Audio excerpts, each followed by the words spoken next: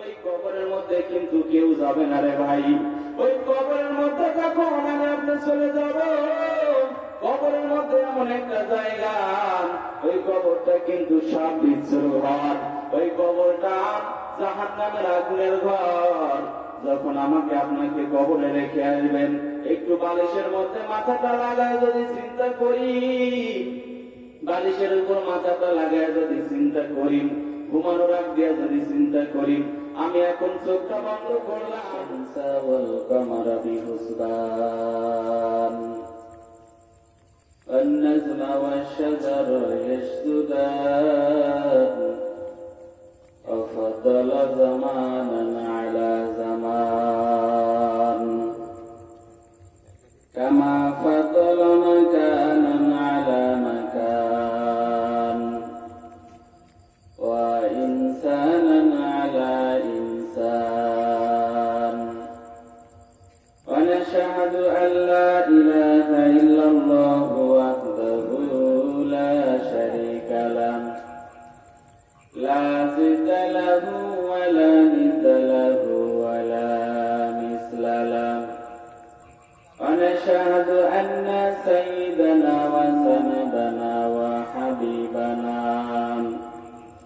وحبيب ربنا وطبيبنا وطبيب قلوبنا ومولانا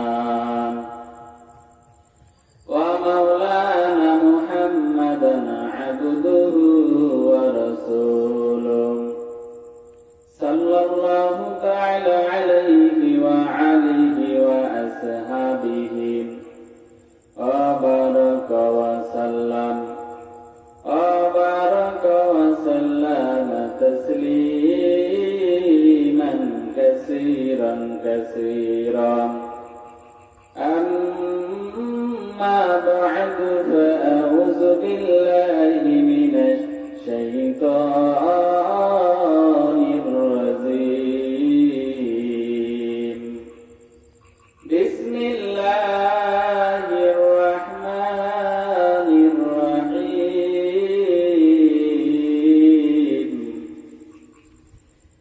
إن الله وملائكته يصلون على النبي يا أيها الذين آمنوا صلوا عليه وسلموا تسليما اللهم صل على سيدنا مولانا وعلى آل سيدنا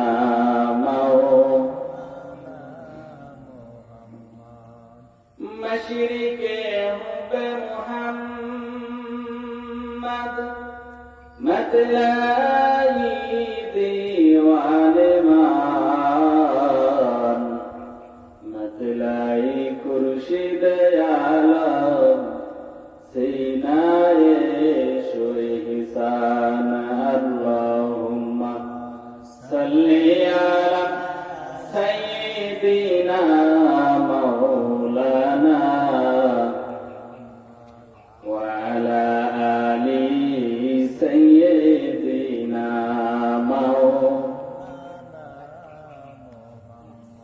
কোথায় রলেন মায়ার নবী আমাদেরকে সারিয়া, আপনি বিনে কি লাভ হবে এ ধরাতে বাসিয়া আল্লাহুম্মা সাল্লি আলা সাইয়্যিদিনা মাওলানা ওয়া আলা আলি সাইয়্যিদিনা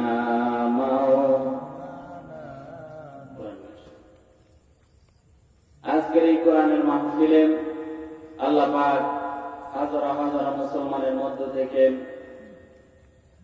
ছাঁটাই বাছাই করে ভালোবেসে মহব্বত করে আজকের এই জান্নাতের বাগান, রাসূলের হাদিস যদি সত্য হয়, এই কথাও সত্য।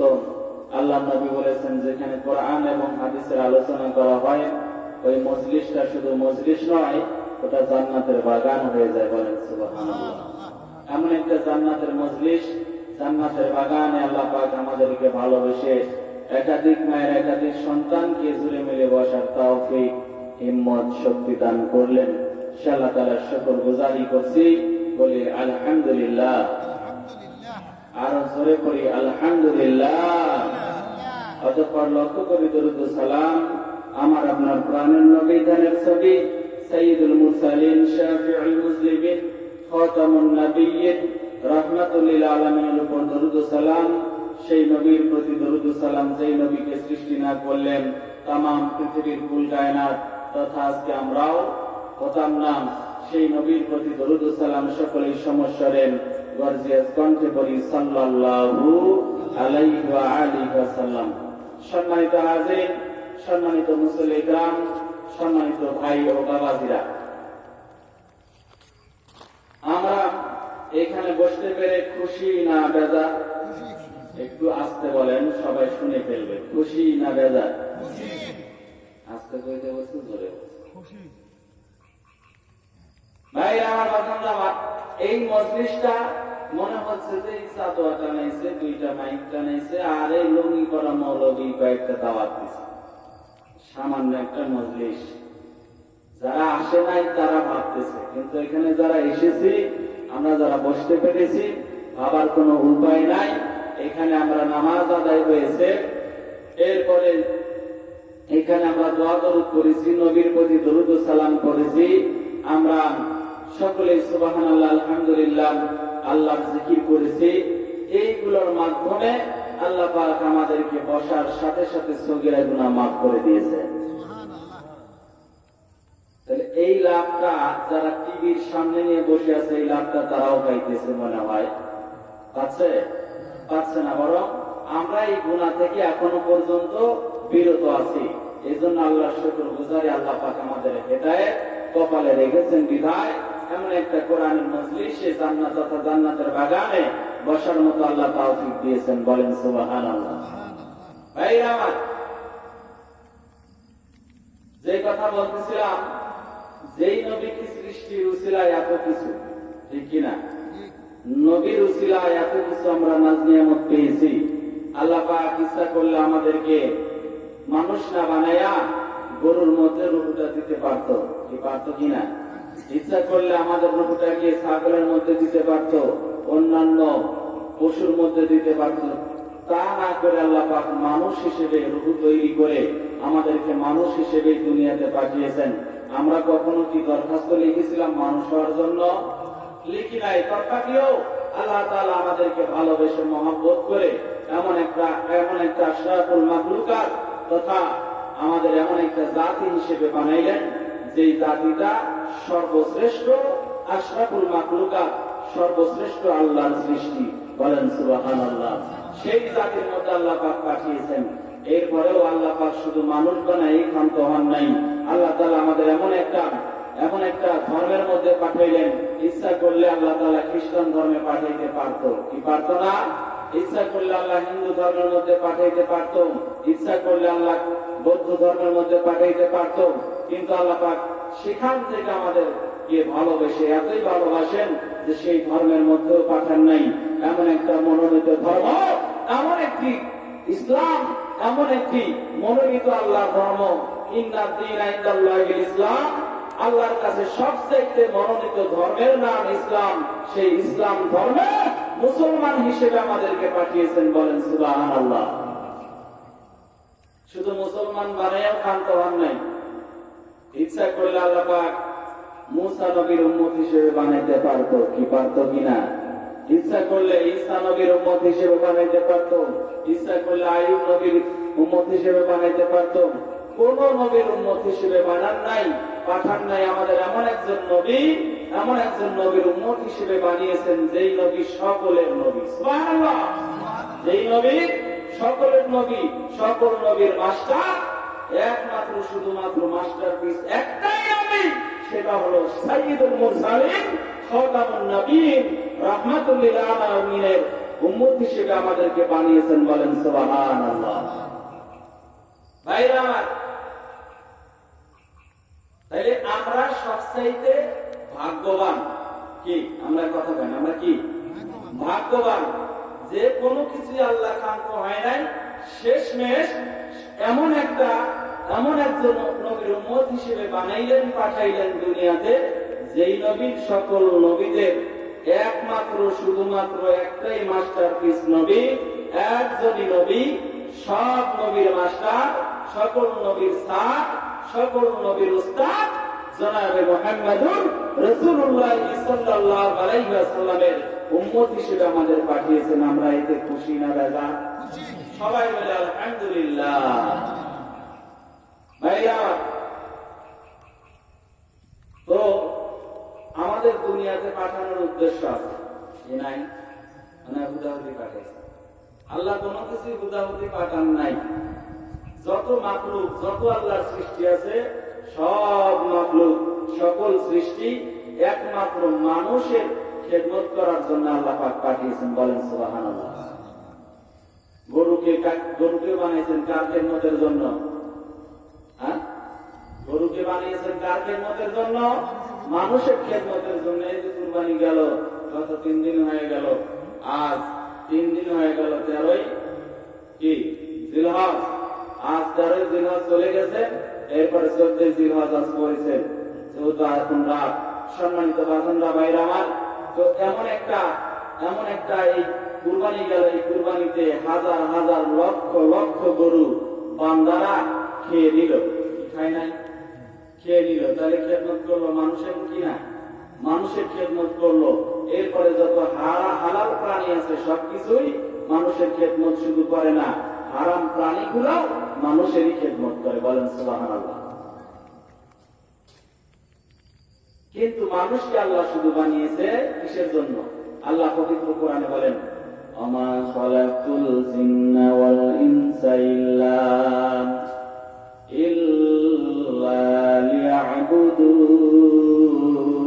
লিয়াবুদুন। আল্লাহু আকবার।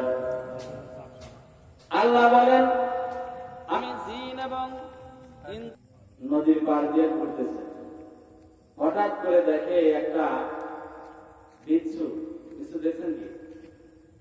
অনেকগুলো পা থাকে বিচ্ছুটা ওই নদীর পাশ দিয়ে হাঁটতে হাঁটতে রওনা করছে।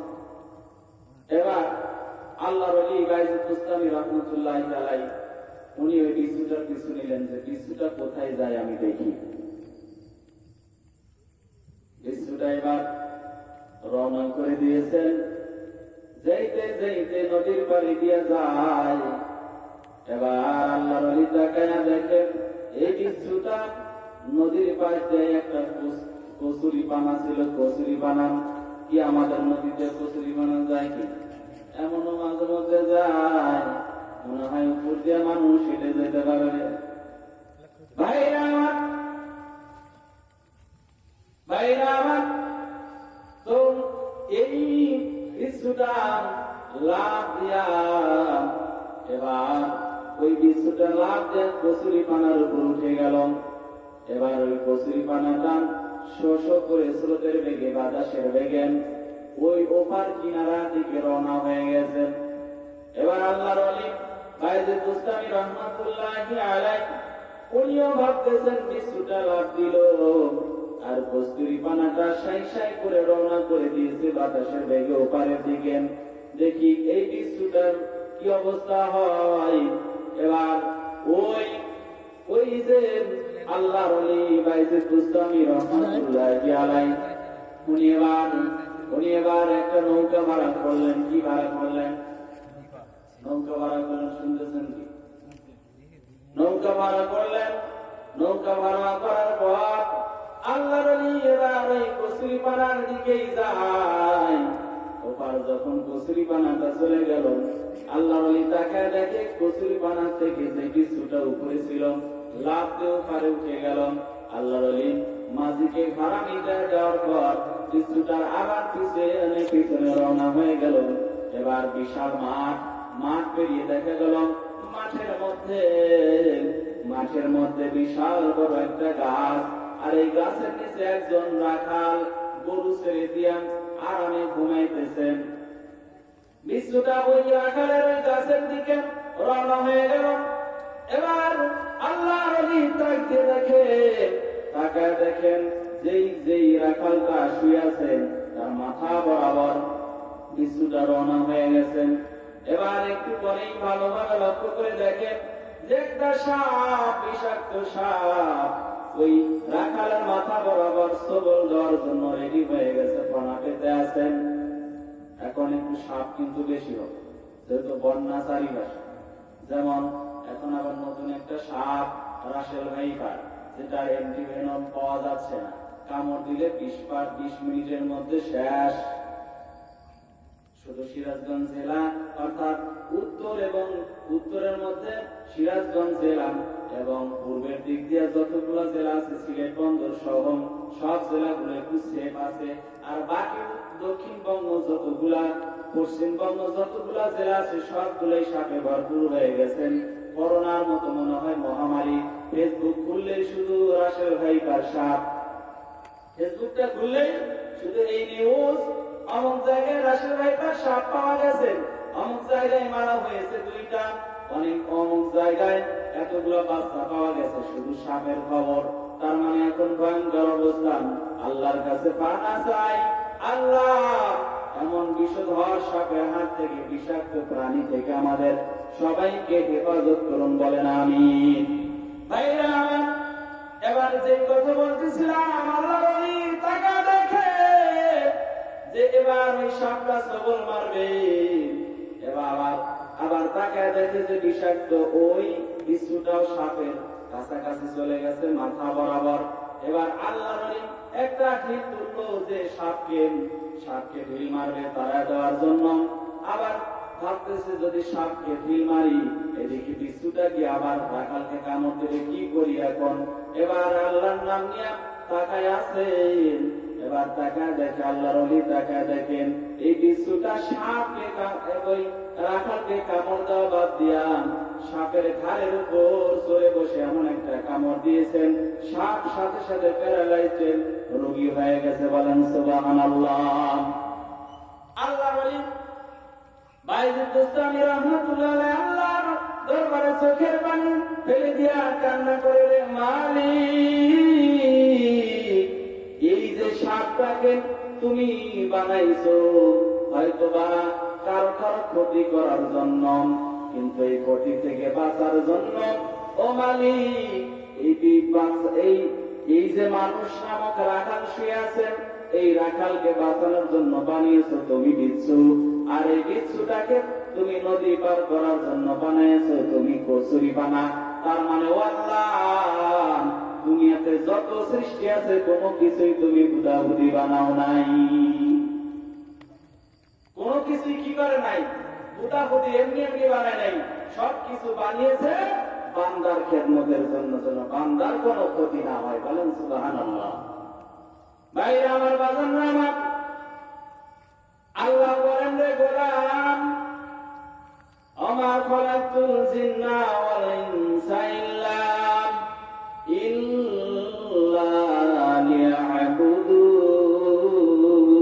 লিয়াবুদুন। আল্লাহ বলেন, জিন এবং ইনসানকে আমি আল্লাহ বানিয়েছি, আমি আল্লাহর ইবাদতের জন্য, পায়রবি করার জন্য। কিসের জন্য বানিয়েছেন? ইবাদতের জন্য। আমাদের বানিয়েছেন কি জন্য? ইবাদতের জন্য। আর আমরা ইবাদত দিয়ে বাদ দিয়া আমরা ঈদের দিন নামাজ পড়ে, ওয়াজিব নামাজ পড়ে, ঈদুল আজহার নামাজ পড়ে কুরবানি করি। কুরবানি করার পরে বিকাল বেলা মিনি কক্সবাজারে বগুনিয়া রওনা হই। কথা আছে না নাই?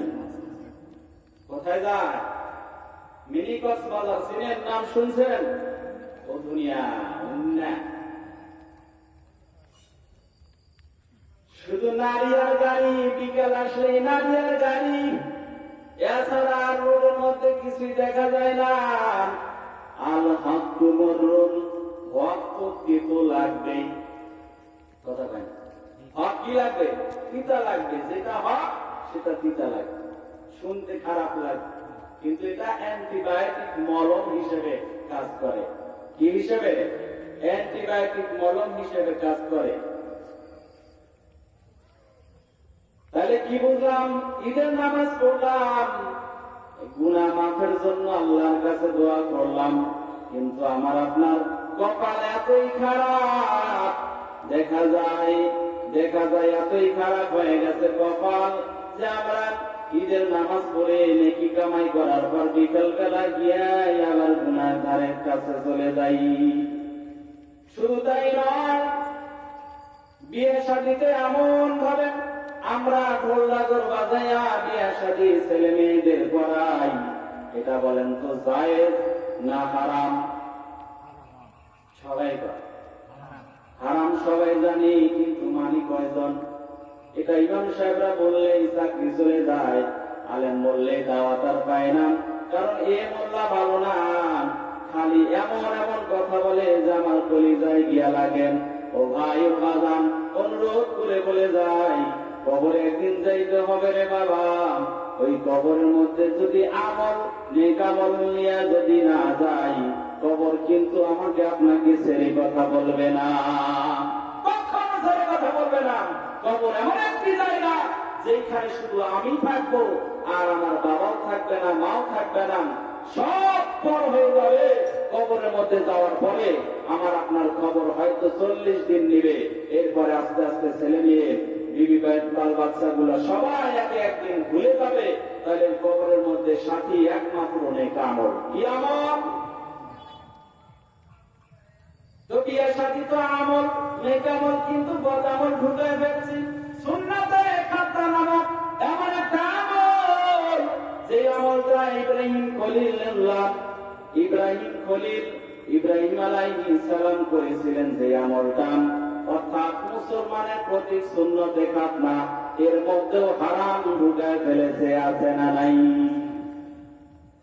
কেমন হারাম? এমন ভাবে ছেলেকে সুন্নতে খাতনা করাইছেন, খাতনা করানোর পর বলে হুজুর আপনার গরু জবাই করে দিতে হবে। গেলাম গরু জবাই করতে, এটা কিন্তু বাস্তবমুখী কথা বলতেছি বোঝানোর স্বার্থে। যাওয়ার পর দেখি বিশাল বিশাল চারটা দেখছে, এমন ভাবে বাজায় ঘরের টিন সুদ্ধা থর থর করে কাঁপে, আছে না? ঘরের টিন সুদ্ধা থর থর করে কাঁপে, মাটি কাঁপে, ছোট বাচ্চারা ঘুমাইতে পারে না, এইগুলা বাজায়। শুধু তাই নয়, এমন ভাবে গেট সাজাইছে, মনে হয় যেন তার ছেলের সুন্নতে খাতনা না, মনে হয় এখনই বিয়ে দিবে। এইগুলার খরচ হয়, এই যে হারাম খরচ গুলা করতেছেন, এই হারাম খরচের হিসাব মনে হয় একদিন দেওয়া লাগবে না, অবশ্যই দেওয়া লাগবে। আমাদের কপাল পুড়ছে তো পুড়ছে, চারিদিক থেকে পুড়ছে, ডান দিক থেকে, বাম দিক থেকে, পিছন থেকে, সামনে থেকে, চারিদিক থেকে আমাদের কপালটা পুড়ে গেছেন। বিধায় আজকে আমরা খরচটাকে, ব্যয়টাকে ব্যয় মনে করি না, মনে করি এটা বিশাল কিছু। শুধু তাই নয়, এবার আত্মীয় স্বজনকে দাওয়াত দিয়া বলে খালা যে হবে, যে খালা যে খাবো সে দিলে আমার ছেলের ঘরটা সাজায় দিবে, আছে না নাই? সুন্নতে খাতনা দিয়া ব্যবসা করে, আছে না নাই? খবরদার, এই ধরনের অন্যায় কিন্তু সুন্নাতের মধ্যে, নবীর উম্মতের মধ্যে থাকতে পারে না। এটা অন্যায়, এটা হারাম। আপনি যদি করেন, আপনি করে যাবেন, তাতে আল্লাহ বাধা দিবেন না, তবে একদিন কবরে ধরবেই।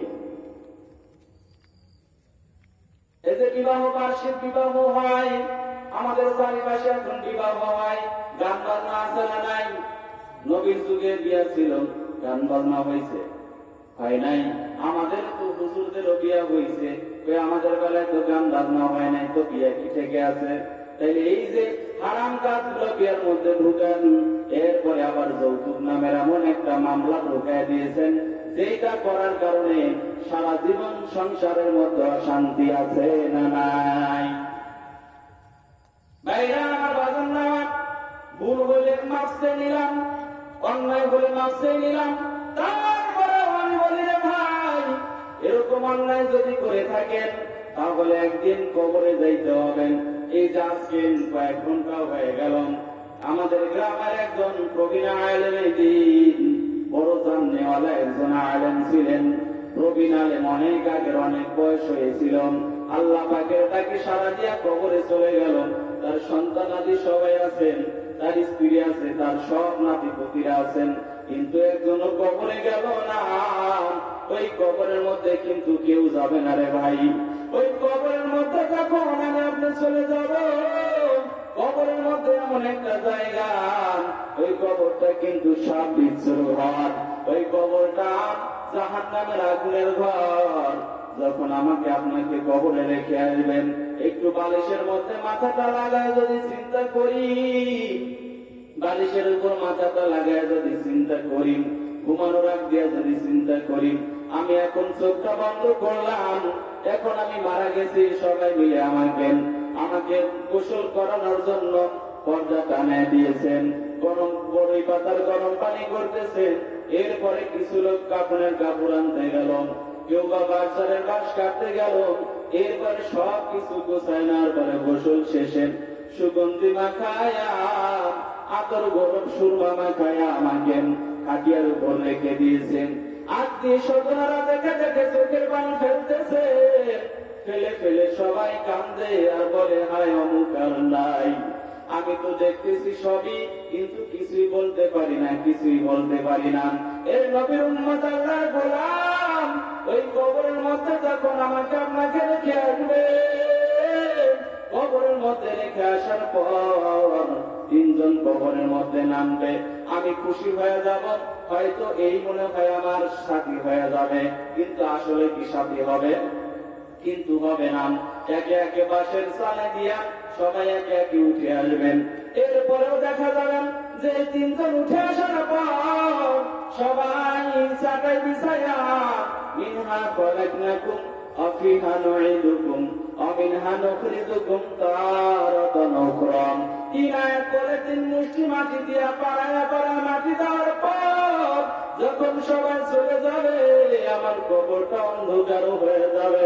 শুধু তাই নয়, ওই মুনকার নাকির ফেরেশতা নামক এসে যখন বলবেন, ফেরেশতা এসে বলবে, মান রব্বুক, তোমার রবের পরিচয় দাও। মান দিনুকা, তোমার ধর্মের নামের পরিচয় দাও। মান নবিয়ুক, মান হাদার রাসূল, তোমার নবী কে ছিল? আর আমার এই নবীর চেহারা মোবারক খানা সামনে আনিয়ে বলবে, এই ব্যক্তিকে। আমি যখন বলবো লা আদরি, আমি কিছুই জানি না, এই কথা বলার পরে ফেরেশতারা রাগ করিয়া সবাই চলে যাবে। এবার আল্লাহর হুকুমে কবরটা যখন আস্তে আস্তে চাপ দিবে, আমার ডান পাজরের হাড় বাম পাজরের হাড়ের সাথে মিশে যাবে। শুধু তাই নয়, কবরটা কিন্তু এরপরও ক্ষান্ত হবে না রে বাজান। ওই কবরের মধ্যে 70 থেকে 99টা সাপ, 70 থেকে 99টা সাপ এসে দংশন করবে আর বলবে, রে বেঈমান, নামাজ কেন পড়িস রে বল, রোজা কেন রাখিস নাই বল, কেন আল্লাহর সাথে নাফরমানি করছিস বল।